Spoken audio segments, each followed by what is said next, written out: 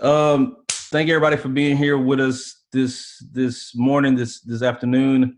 We know it's Saturday. We know a lot of us are looking forward to the weekends just to kind of relax and not work from home and just to free our minds of everything during this time. But we felt it was important to address the news that most of us are aware of that happened yesterday. We are aware that there was an officer involved shooting that involved um, Mr. Mike Ramos, also known as Mick, 42-year-old, and reported to us as half black and half Hispanic. And also at the time of the shooting that we saw from the footage that we saw from the community members that sent us stuff, he was shot first with a beanbag shotgun with his hands up. And after that, he retreated to his car and drove away from the officers in what I would say was self-defense or, just trying to survive. So I, I think it's important to note a couple things, and then we'll hear from the community, and then I will come back to end it because we don't want to keep you all for too long. But I think it's important to note that one, this senseless shooting could have been avoided. There are multiple videos and multiple angles of different videos that shows Mr. Ramos, maybe not quietly, but he was asking the cops, one, what was going on, and then two, could they put the guns down? He said that multiple times from the things that we saw. And I think, again, my humble opinion, speaking for me, not even speaking for my organization or anybody else that you see on this call, I humbly believe that situation could have been handled completely differently. And I think Mr. Ramos deserves to be here with us today.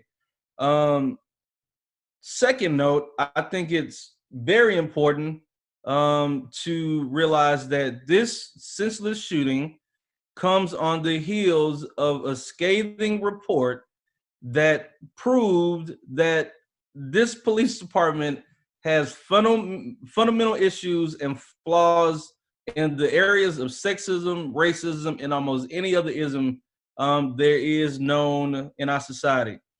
So after a 47-page report about how the department lacks cultural diversity, cultural sensitivity, we have this senseless shooting of a 42-year-old black and brown man that should be alive today.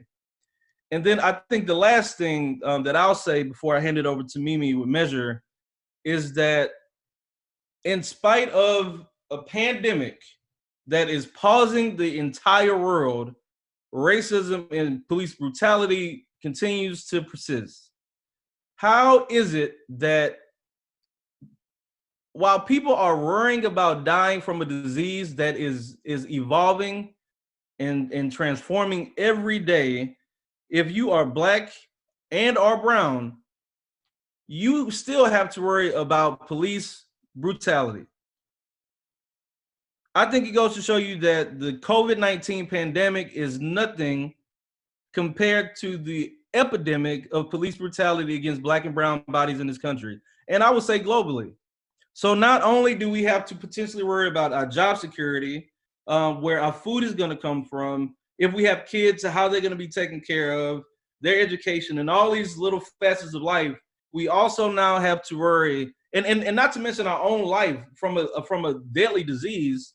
We have to also, on top of that, because we are black or brown, and because we didn't obey orders quick enough, we have to worry about police brutality in such a crazy time.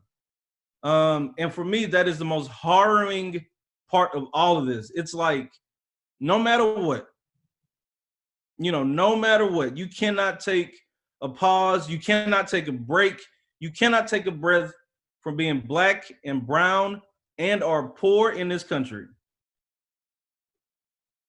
And I think it's a shame with everything that's going on that APD did not handle this situation better. It's multiple angles of multiple people who were in the vicinity that could have also been harmed because APD, these officers, one young and one a vet, handled this situation so poorly. So with that, I'll be quiet for a second and I'll hand it over to Mimi Stiles with Measure. She has a few words. Yeah, thank you, Chaz. And so I'm speaking from the perspective of a mom of Black sons, and also speaking from the perspective of a sister that has several Black brothers, many of which have been already criminalized, many that are, or a couple that are also in the system right now. And so I guess, starting off is just Michael Ramos. It's important to say his name. He should be alive today. He was fired at while unarmed and then killed while trying to escape harm. And this press conference that AJC brought together is a community cry for humanity and preservation of life. This cry has been made so many times that sometimes I feel like I want to go numb, but just this morning, Reverend William Barber talked about the desensitization of mortality as it relates to the current crisis that we're facing. So quite honestly, I refuse to become numb or comfortable with the notion of death, especially right now. And so this recent report on the independent investigation made several truths clear, and that's racism, sexism, homophobia, all of this is tolerated and covered up in our police department. And officers are even fearful if they speak up about it. And it paints a picture of a department who, in my mind, at best, wants the public off their back, and at worst intends to continue to foster this kind of behavior. And personally, it's time to tell the truth about it. And for Measure, this is our truth, and I'm sure for everyone else on this press conference, this is our truth, that we live in a city in which police kill unarmed people. David Joseph. We live in a city, Michael Ramos, we live in a city where police kill unarmed people. We live in a city where the police department trains people who then shoot unarmed people, and men of color especially. We live in a city where police reject accountability for killing unarmed people, hide the evidence of racism, and give pensions and retirement checks to racist cops. And my question is this now: do we live in a city where the police can get away with murder? It's time to accept that reform of a system sometimes is just not enough. And so that means that we need a murder investigation. We need immediate release of any camera footage that has been on a cop, so that everybody can look at it and scrutinize it, and not just the police department before we can see it. We need to halt in real life the cadet training until reports of racism in the department have been resolved. And also we need very strong leadership at the DA's office who's going to really prioritize civil rights. We also need the police department to support and not block the efforts of the Office of Police Oversight. So Michael Ramos should be alive today, as well as several other people. And I pray for his family. I thank God that his friend, the woman who was in the line of fire also, by the grace of God, is alive today. Just to remind people that the Lord is always watching, and what you do next will be witnessed in the eyes of the community and in the eyes of God. Thank you.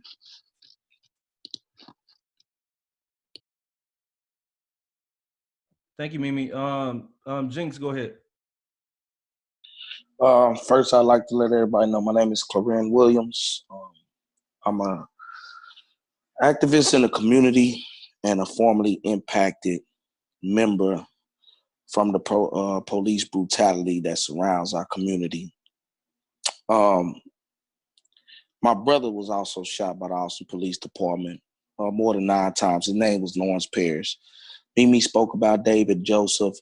We had Larry Brown before that. After that, we had Landon Nobles right after my brother, and countless more people who have been already placed in this situation and since has been trying to be made of these massacres, since has been tried to be discovered by these killings. and they have been flat out killings. And still to this day, we're talking 4, 5, 6 years have went by, and we've marched, we went down and asked, we formed organizations, we placed our time and our lives, including Chaz Moore, myself. I put my whole family on hold to fight for my brother and the community. And there has not been no change. Like previously said, we're in the middle of an epidemic. The police, they didn't have any real mask on or nothing like that. So to be treated like this in a time of turmoil and in fear already, being just walking down the street and being infected or infecting another family member, like your grandparents or your children or somebody that you love, and this epidemic being placed and plagued and hitting more Black homes than ever, we're still hunted down by the police department. I like to say that this is a renewing experience for me. It is very hard to control my emotions, but it hurts. It hurts bad. And at this point, I feel that just like Mimi Stiles said, we're going to need more from the Austin Police Department. There have been more than one case of scrutiny of racism in this police department. Over the last 20 years, there have been so many cases of racism in this police department, and there's nothing been done about it. Like she said, the district attorney, Ms. Margaret, has yet to come out and even help my family with any type of civil rights case and opening up the case when they lied and shot my brother more than 9 times. Now, they're already planting the seed of lying on Michael Ramos right now. They've already planted the seed of giving their description of a convict or a criminal or somebody who doesn't deserve to live.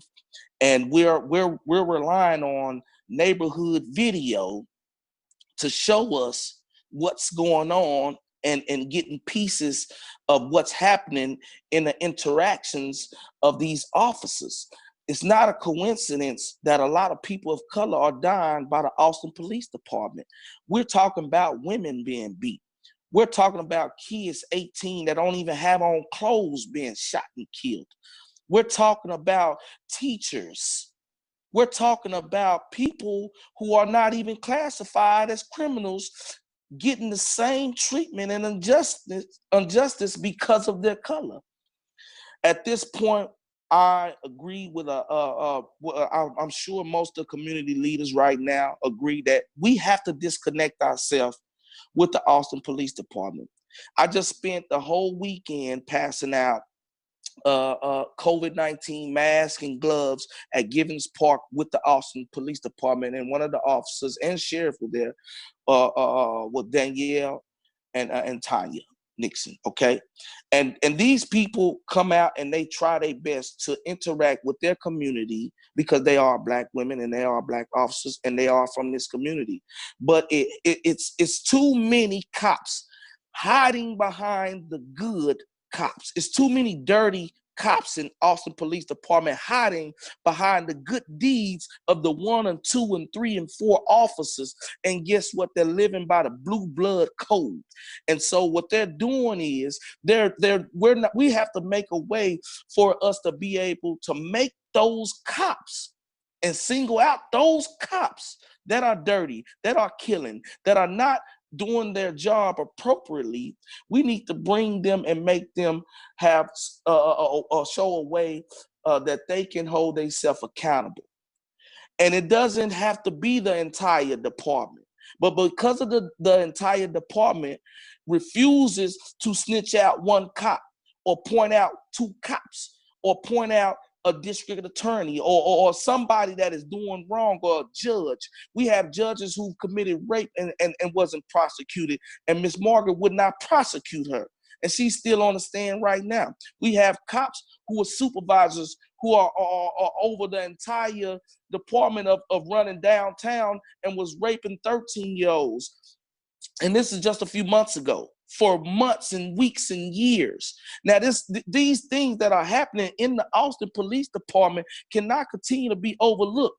And we can't rely on the blue blood system to point them out and bring them and hold them accountable. Like Mimi said, God is going to hold us accountable. Now, in this mission, I like to say that for any religious people out there or people who are familiar with the Bible or even believe in God, there's scripture written down that said we'll lose some people. We'll maybe lose about 300 people, and a lot of us will be wounded. See, my brother was wounded. Mike Ramos didn't make it. They shot my brother, Lawrence Parrish, close range, just like that, and they shot at him over 66 times. Now, when you see the video and you see the little parts that we got on social media that's been going around, you'll see that only one cop shot a beanbag. And then the other cop shot real bullets as soon as he made the attempt to probably run for his life. And that's a understatement of being in fear. You have so many people pointing guns at you. This man is 42 years old. He is not unaware that he could have laid down and died. He is not unaware that he could have did everything that they asked him to do and still lost his life. So at this moment, we cannot try to make sense of what the Austin Police Department is doing, the racism, the hateism, and the fact that they have poor judgment and they refuse to even try to take any situation that they encounter down. They don't try to take it down. They don't practice these things enough. They're not hiring people of color enough. They don't have anybody of color in position of power in their department. I've never seen a black chief in Austin. I've never seen a black head supervisor of police in Austin.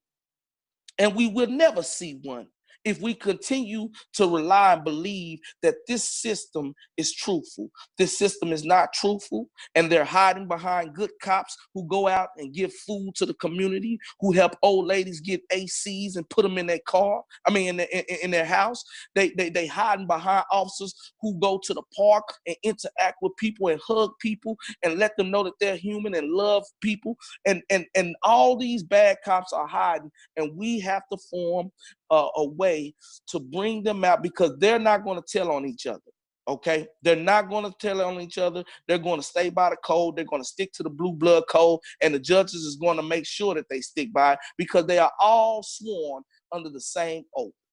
So we can't trust them, and this is our time and a chance for us to disconnect any services that we use with them, meaning that we don't want to go out and interact with our people with them no more. We don't want to act like we're cool.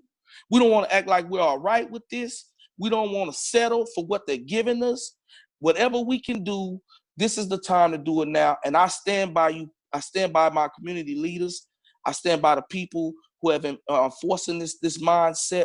I love you guys. Thank you so much for having me. And let's come up with a real solution so that we can start making the people who have children, black little boys, black little girls who will be growing up in the next 10 years, comfortable enough to not just be able to go outside, but actually go out there and build a career, maybe in law enforcement, maybe in the system, in criminal defense, whatever, because we have too many kids, black children, going up to be musicians and ball players. We don't have enough willing to stand in the community like this, because you know why?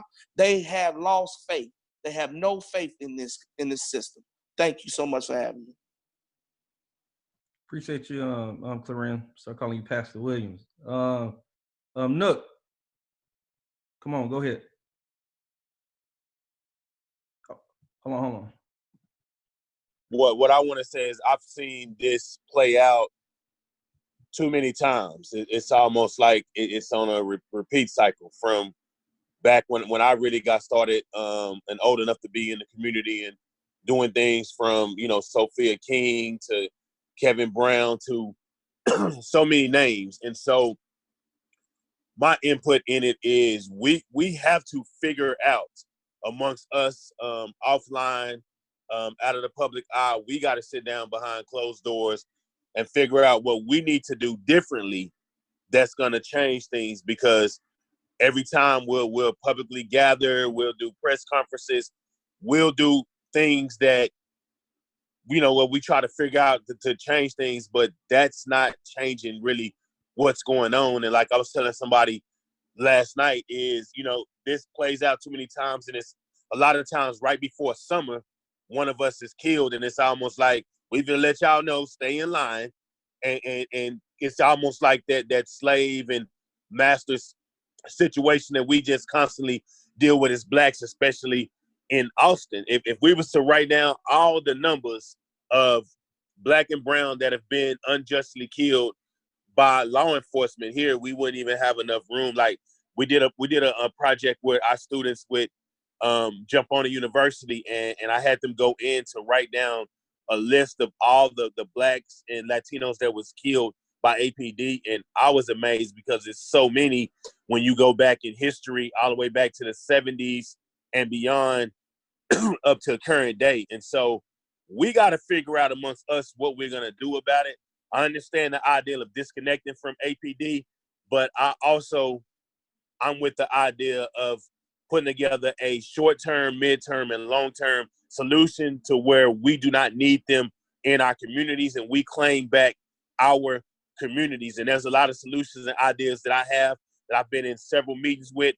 I sat in the office with Chief Manley just back in January, and we was talking about this same thing and what we need to do to make sure that this does not happen. And then you see it happen right in your face over and over again. And so it's something that we got to do different. And it's some methods and things that we're going to have to do, and we're going to have to sacrifice our time, our energy for the change. So I just want to say I'm down with whatever needs to happen, whatever platform we need to do, whatever needs to happen. I think we need to privately sit down, strategize, don't let nobody know what's going on, make our moves quietly until this really change. And whatever we've been doing, it don't work. So we got to figure out some different action to make sure that this really change. And I'm all in. My people on my side, we're all in to really making a change. Not to make it look good publicly, but to make sure that it is good for my kids, make it good for your kids for the future. So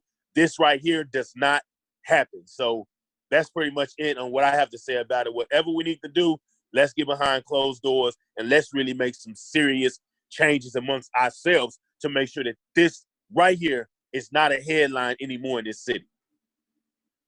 Hey, Nook, For real. I appreciate you, man. And you already know you know how to get in contact with me. Next up, Angelica, who I want to give a huge round of applause to. She was out in the streets in the community 1, 2, 3 a.m. this morning, making sure people's all right and getting the information we needed. And you know, I just really want to give you a heads up. I mean, a kudos, and thank you for you know being out there, being on the front line for real. So at this time, Angelica Razzo. Thank you, Chaz, and thank you, Nook, for your words. I feel them deeply in my heart. My name is Angelica Razzo, and I'm the Vice Chair for the Hispanic Quality of Life Commission. Where do I start? You know, when the police and city leadership don't take our calls for real de-escalation training seriously, it feels like something like this was only a matter of time. And as of yesterday, we saw a life taken. De-escalation are not just words that we are saying. De-escalation is a matter of life and death. If the officers were really taught with a de-escalation lens, maybe things would be different. But I cannot understand shooting somebody with their hands up and then shooting someone who we can visibly see from the videos who are trying to flee for their life. I had the chance to meet with one of the witnesses who saw Michael Ramos get killed from his window last night. He was staring out of his window with his sister and his daughter. He saw the police surrounding the area, and after a few minutes, he told his daughter to step back away from the window. He said he already knew that Mike Ramos was going to get killed. The most unfortunate thing out of all of this is that he was right. And last night, candles were lit at the scene in his memory. And this is a pattern that we are all too familiar with. Police violence is not a cloud that hangs over our Black and brown communities. This kind of violence causes deep trauma in our communities. We have been calling for APD to make changes for years, for decades. And what have we seen? APD leadership hiding from investigation, not providing over data and documents. They are denying that anything is wrong with their training practices. They are not taking action on recommendations from the Equity Office and Office of the Police Oversight, let alone the demands from the community. And meanwhile, people are dying. This is a matter of life and death for us. And I want to speak directly to my Latino community. We have to unite, form solidarity bonds, and not leave all the heavy lifting to the Black community. All too often, we do not show up when it comes to police violence. And your voice is powerful and needed too. We are all stronger together. No matter what, this was a human being and a member of our community that was killed. Let's let the investigation run its course. But one thing is clear for sure, that Michael Ramos was killed last night. And I am continuously heartbroken of the continuous behavior from APD. People of color in Austin deserve better, and we deserve to live. There's been so many stories that I've heard going to the scene last night where people were just angry, frustrated, yelling at the police. And they were yelling at one specific police officer, and you could tell it was just years of hurt, their friends being killed, people being stopped on the east side.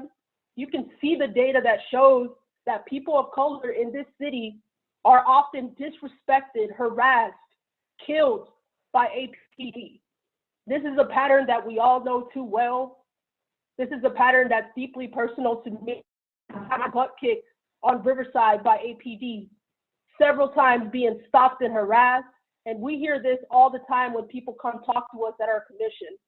And it's incredibly sad to know that Michael Ramos was killed last night, when you can obviously see that his hands were up. Even Chief Manley said it in his video last night to the news. I don't know what this investigation is going to bring, but once again, one thing is clear, that Michael Ramos was killed last night and that we deserve to live. So that's all I got to say. Michael Ramos was killed, but he won't be dead in vain. He won't die in vain. Thank you so much, man. Thank you. Thank you, Angelica. Next up, we have a mentor and brother and friend of mine, and Pastor Sherman Patton.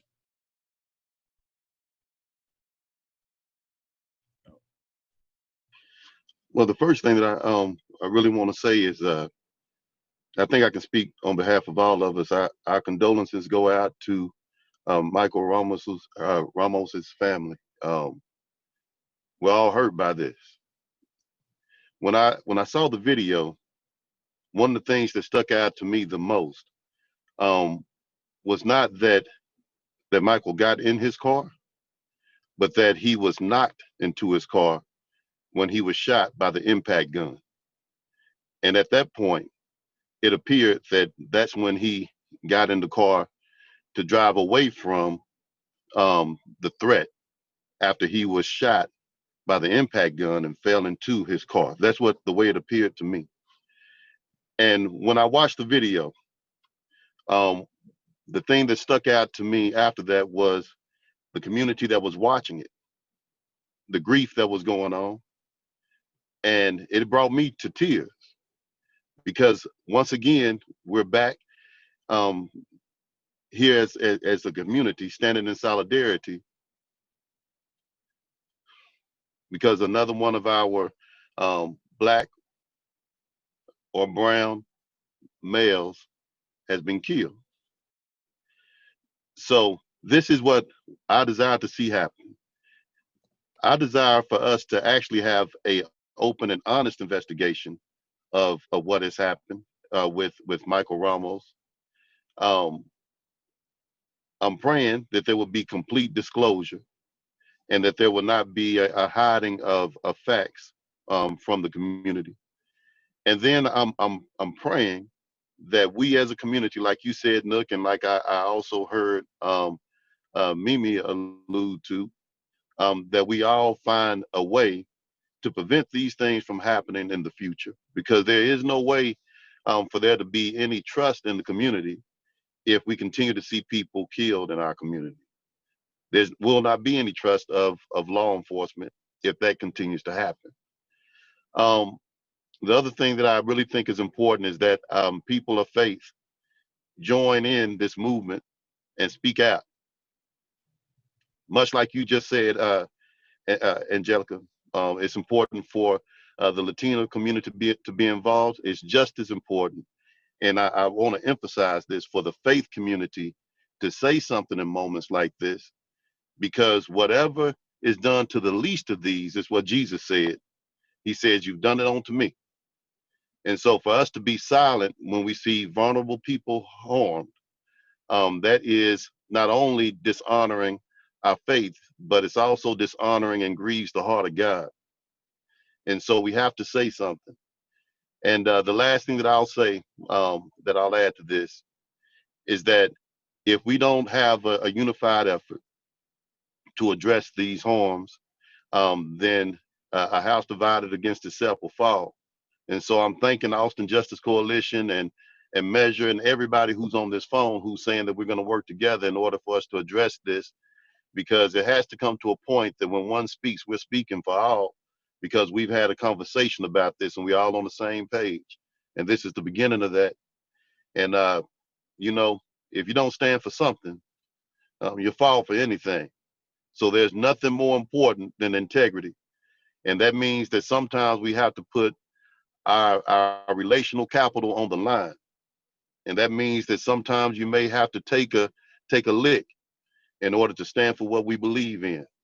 So I'm calling my brothers and sisters in faith to stand with us, whether you're white, black, Latino, Asian, or whatever, stand, because this is a human life that has been lost. And we're doing this out of love. And if we're doing this out of love, love can conquer all things.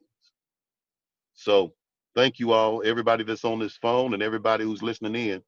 We love y'all. That's the reason why we're here. God bless. Thank you so much, Sharon, as always, man. Next up, we have Sarita Davis, who's the chair of the Human Rights Commission.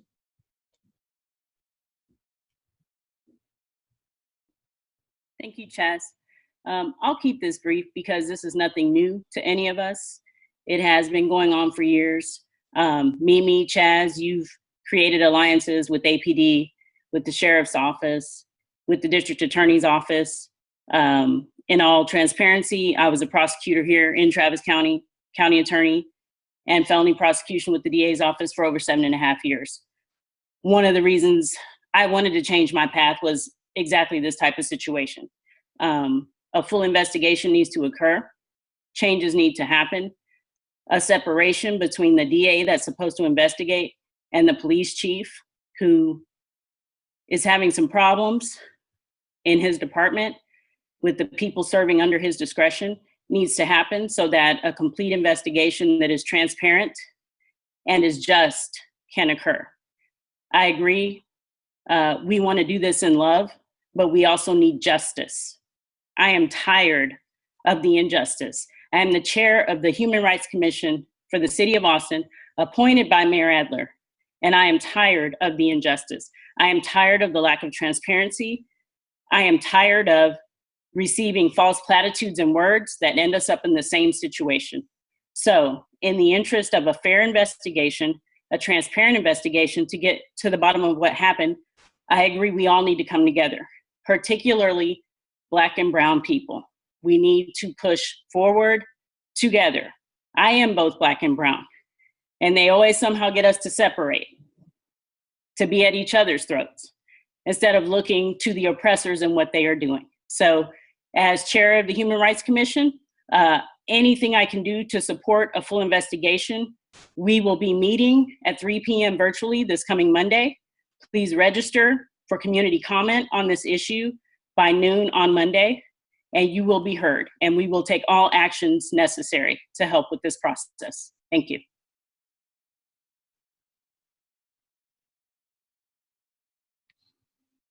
Thank you.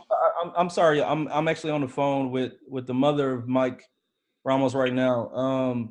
But at this time, I want to go to Kathy and Suki so we can talk about, and I agree with you, Nook. I think we need alternatives, but we also have to realize that we're playing chess and not checkers, so we have to do one and, or both and.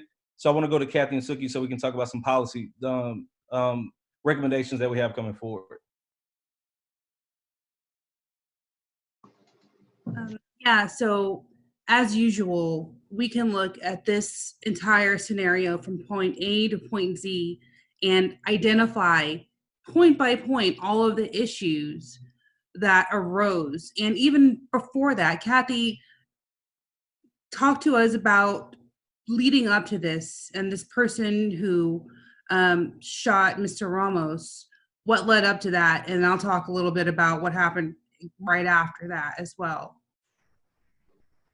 So obviously, there will be further investigation, and we will no doubt learn more from all of the many witnesses who were there.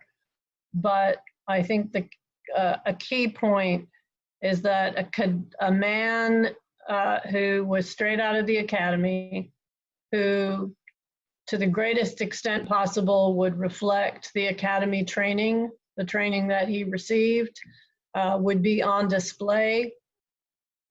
He very quickly, with little or no de-escalation as far as what we know now, pulled out a gun that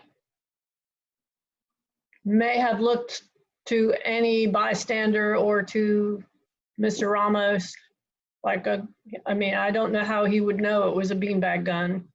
A gun was pulled, he was fired upon. And the question that raises is what happened to the de-escalation, which is in policy now. And when we have looked at what happens at the academy before and have spoken to the department, have spoken to the mayor and the city manager about the fact that de-escalation is taught separately from use of force. That seems crazy because it is crazy. And the entire way in which force is taught and handled at the academy undermines the policy of de-escalation. And so we have recommended and will recommend again, but right now we're just trying to get through this moment.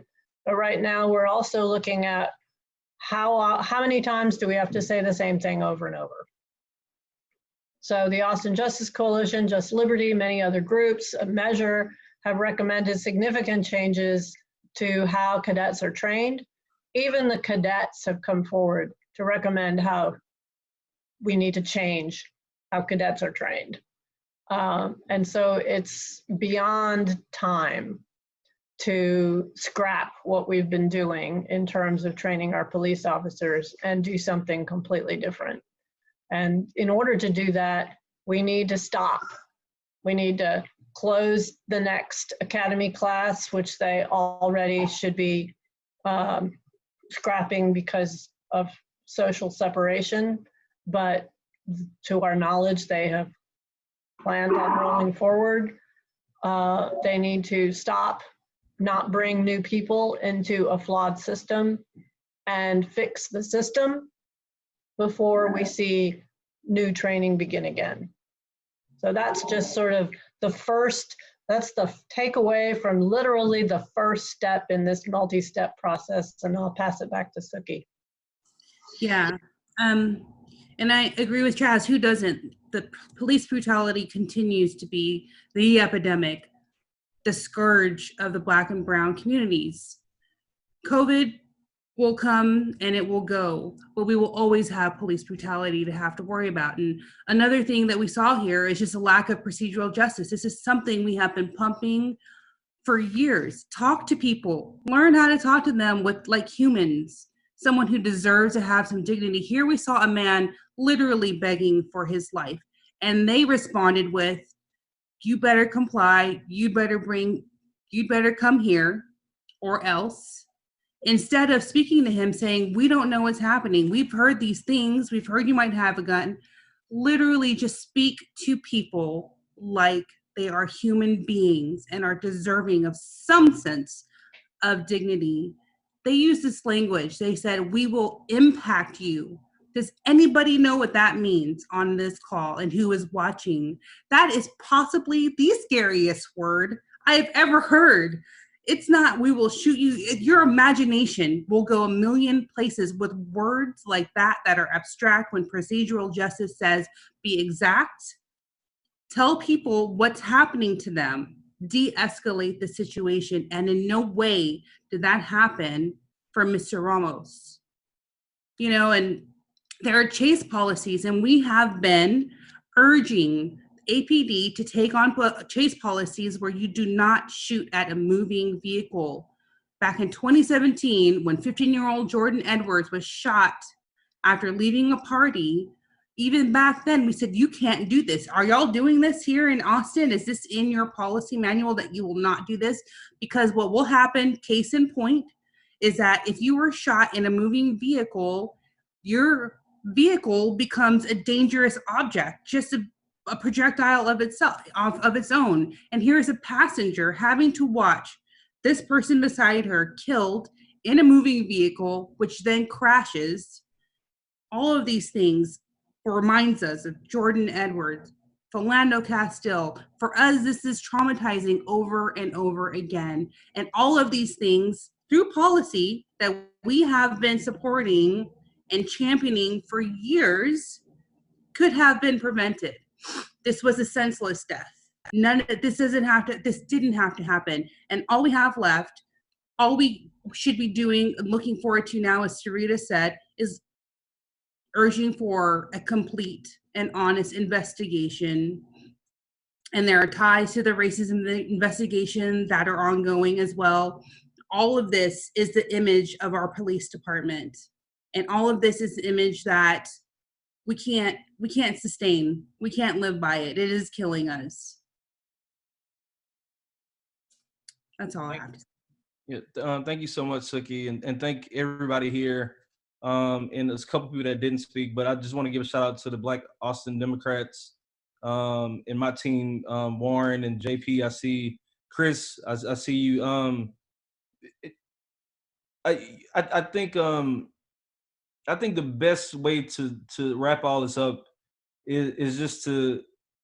I mean, it's a little bit of what everybody said, right? This is what Nook said. How do we start relying on our own systems? Because it's been proven time and time again that this system, and I think it's important for me to say this while we have people watching, the system, the institution of policing was created for slave catching. That is a fact. That's not my opinion, that's a fact. When slavery ended, there was never once a conversation about what do we do with this institution now? Right? So just like somebody got a new iPhone, but they didn't upgrade the system. So until we recognize that, until we as a society and a country, as a global collective recognize that, we can't ever really get to the core of the issue. This system was created to police, capture, kill, and castrate Black bodies. So even having an understanding of that, right? We understand this institution today to be the system that catches bad guys. Well, bad guys are normally perpetuated by systems of poverty, low education, and low income.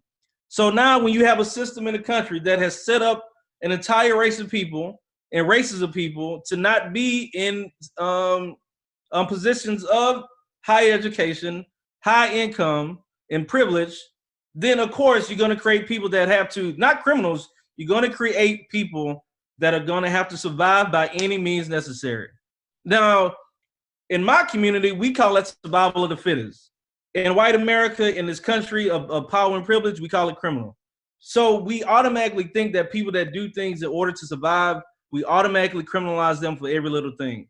So until we as a society really understand the connection between the institution of policing, the disease of poverty, the disease of and low education, and all these other things, we're gonna keep having these problems. And I really encourage and challenge everybody at home moving forward. And we're not by any means gonna let this die down. We'll have some more updates and things coming in the next couple of days. But in the meantime, and I've said this before, and I mean it, and I got this from Erica Ford out of New York. Until we learn how to co-produce public safety with these institutions, we're going to keep having these problems. The police do not own public safety. Public safety is connected to everybody on this call, everybody listening, and everybody watching. And I've been in neighborhoods, and I've always been around communities like Black and brown communities to where we know how to, not even police, we know how to be there for one another. We know how to handle and settle situations our own way. So I encourage you, in a time of COVID-19, in a pandemic, as we've clearly seen, it's not safe for you to be around the police at this time. I encourage you to look out for one another, be safe, be kind to one another, and really re-examine for yourself, what does public safety mean to you? Public safety to me does not mean more cops. It does not mean cops at all. It means that we have a society and a system to where people have the resources and the tools they need to have the life that they desired to obtain. So until we get there, we have a lot of work to do. And we're a long way from that. And I get that. That's why we have to continue to work with what we have. And it's not a lot, as we can clearly see. Like Nook said, from Sophia King to Larry Jackson, to all of them, David Joseph, everybody. It's sickening that David Rocha, it keeps happening. At some point we have to really be serious about, okay, this isn't working, we have to do something else. But today I say, enough is enough. And the fact that this came at this time is the most upsetting thing to me. It's the most upsetting thing to me. It really is. Like, not only do you have to worry about if you're gonna have your job when we go back outside, if you can go outside safely, if your family members are okay, where your next source of income and meals and all that. On top of all that, if you are Black or brown, you have an added worry that because I'm Black and because I fit a description that was based on a phone call, from what I heard, that my life is in danger tenfold. So from Corona to cops, we have to tread through life so fragilely. And we can't, I refuse to keep doing it. I just refuse to. So before I say anything I shouldn't say, and Suki and everybody else get mad at me, I want to thank you all for tuning in. I look forward to working with the Human Rights Commission, the Hispanic Latino Quality Life Commission, BAD, Measure, Nook and Jinx. I need y'all in the streets. We gotta get the streets involved in this more than ever. And y'all, as you know, as always, I'm here. AJC is here. We love y'all. Yeah, we appreciate y'all. Chad, can I say one thing? We're hurting as a community. We're hurting, and we're never able to heal from this. So if maybe you can think of Suki or whoever else is on the call, we also need a situation to where we can actually grieve, and we can actually start getting over the hurt of this, so we can tactically handle things. But we are hurt, and something needs to be done to help us with the pain that we have in this whole process, because we'll never be able to effectively do what we need to do as a community. And I'm speaking for the streets and the community. It's going to be very hard to be even effective with doing anything when we're in so much pain. Watching that video or several videos last night, the calls I got on the phone till 7 this morning, we're so hurt right now. So something also needs to be addressed to deal with that pain and hurt and trauma. We're traumatized as a people. We're PTSD, and we have so much going on with that. So I'm willing to see what we can do. If you have any ideas, definitely Sherwin, if we have any ideas of things that we can do to help us cope with that pain during this time, because we are in pain over here, and we have been in pain for years. And I don't think that's being addressed as far as the mental illness and the mental condition that causes on us as a people to have to get out here and figure out the solutions and fight. But at the same time, how do we deal with the hurt and the pain? I think that needs to be addressed. I know Austin is hurt right now. Facebook is hurt. I've talked to people who are literally in tears and they had no personal connection or didn't even know anything about the situation yesterday, and they are still hurt and in pain. So we have to deal with that side of it too, so we can stand up as a people and start to fight and be proactive. We got to deal with the pain and trauma that we are just faced with so much, and especially right now with everything else that's going on, it brings out just the evidence that we got to deal with our mental condition to be able to even stand up and be productive and proactive in this situation. Hey, to answer that, Chaz, we can send the information out through you, and we can get together. We have a platform to be able to do that, because we got to create a space for that to happen. You're absolutely right. And so we'll get together with Chaz and disseminate it through AJC, if that's cool, Chaz. Yeah, Chaz, I got one thing too I want to say. Keep me informed on what we can do also as leaders to help the family.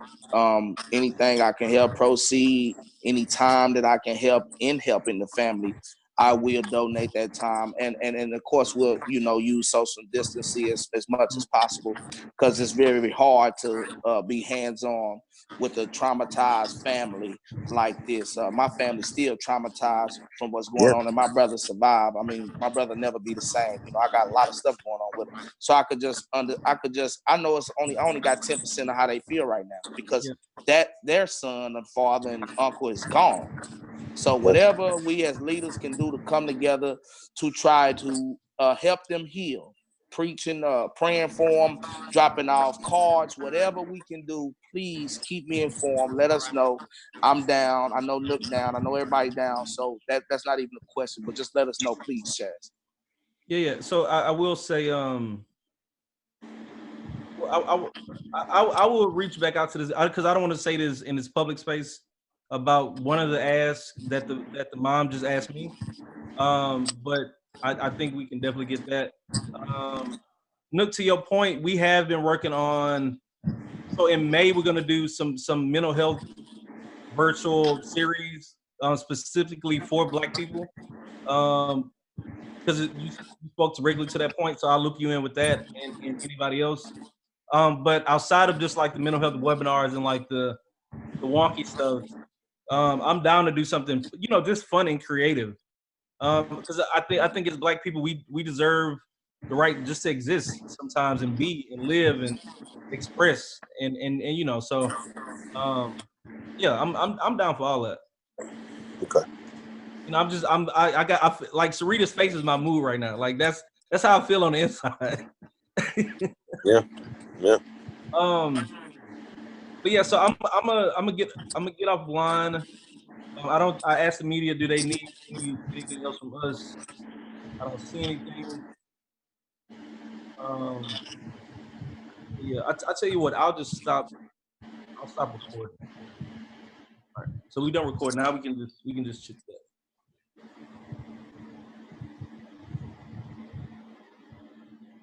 Is there any plans on doing some type of, I don't know if this is anybody on anybody's mind, but I've been asked some questions about it, like any type of protest or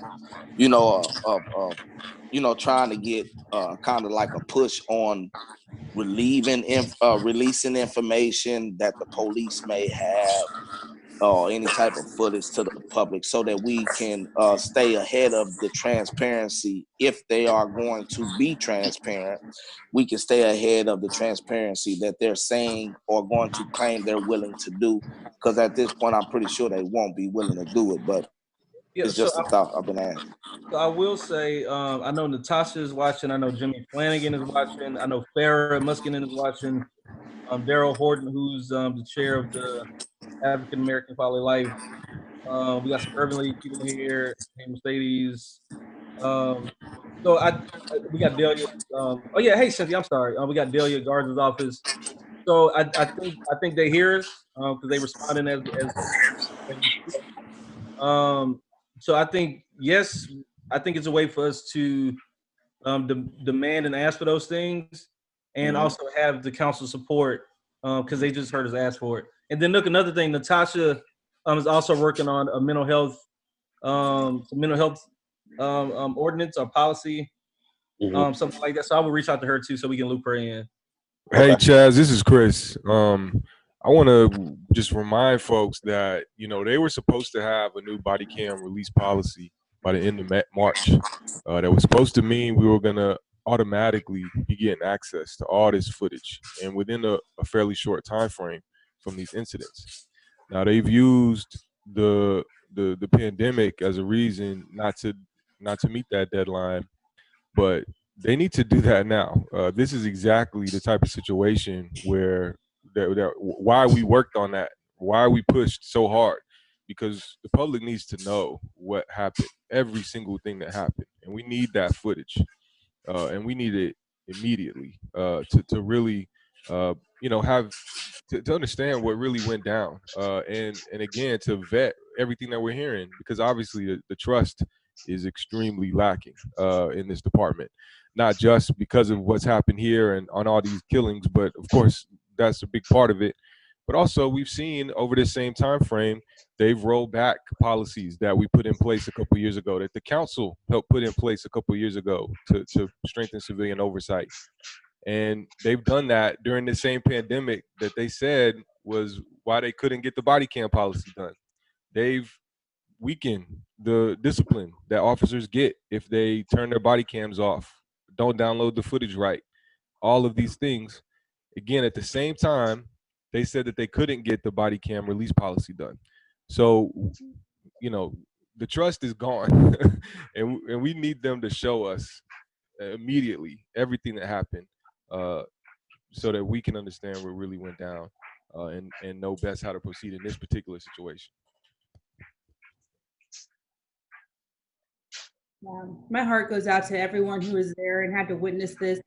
But thank goodness also they were there, because the videos that we saw that were taken from people who were adding their own commentary, they saw, they heard, they witnessed everything. And, there's no fixing those videos, there's no editing them. It's just what it is. So at least we have that lens right now, but Chris is 100% right. Keep working on body cam release for like the last 10 minutes.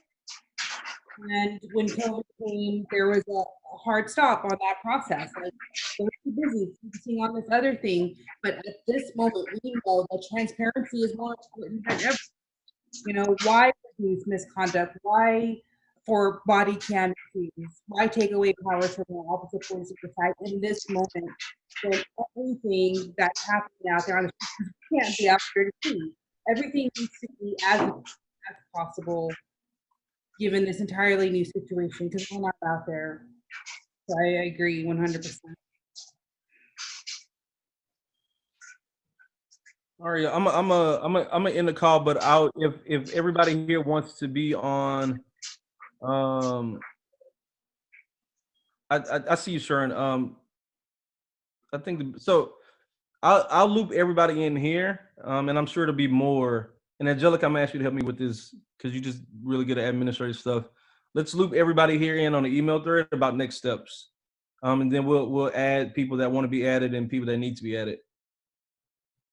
Can you also send me the information for next Monday? About this coming up Monday for the conference. I believe she was speaking about earlier.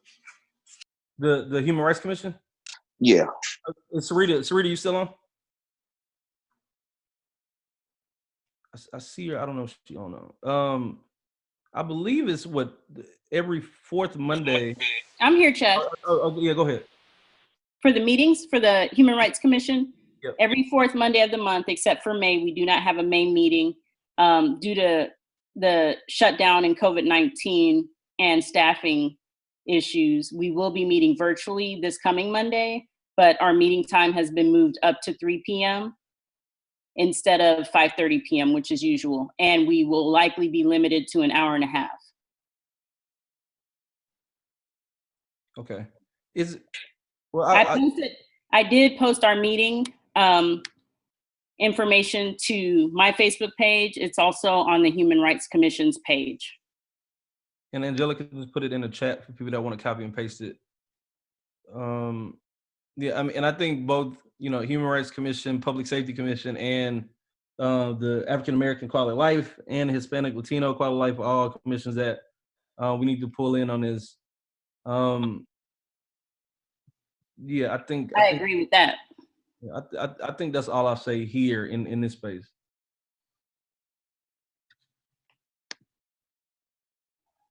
All right. Well, I'm gonna end this. I mean, it sucks, but it's just a reminder that we got a lot of work to do until we don't have to do this type of work no more. So I love you all. Let's just get to work.